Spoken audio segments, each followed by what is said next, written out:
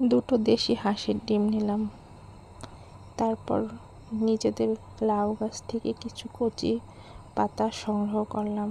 সেগুলো বেছে ছোট ছোট টুকরা করতে হবে ছোট করে। ছোট টুকরা করার পর ধুয়ে তার সাথে পেঁয়াজ অ্যাড করতে হবে, হলুদের গুঁড়া, সামান্য মরিচের গুঁড়া, দিয়ে দিলাম স্বাদ মতো লবণ। তারপরে হাঁসের একটি ডিম দিয়ে দিলাম। তারপর কষলিয়ে নেব।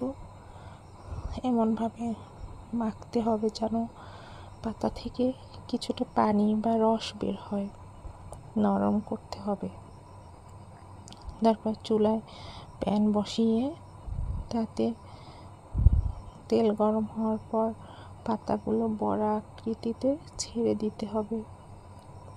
এগুলো দিয়ে দিতে তারপর যে গোলা ডিমটুকু থাকবে তা উপরে একটু একটু করে দিয়ে দিতে হবে।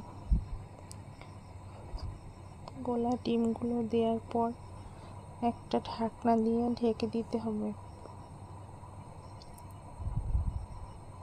এটা হলো আমার শাশুড়ি মার রেসিপি। সে এটা অনেক ভালো ভাজতে পারে। এটা তার কাছ থেকে শেখা। ভাজার পর লাল লাল এক পাশ হওয়ার পর আর এক পাশ উল্টে দিয়ে লাল লাল হয়ে আসবে, একটু সামান্য মচমচা বা গাঢ় কালার আসবে। এজন্য একটু সময় নিয়ে ভাজতে হবে। খুব সুস্বাদু হয় এটা।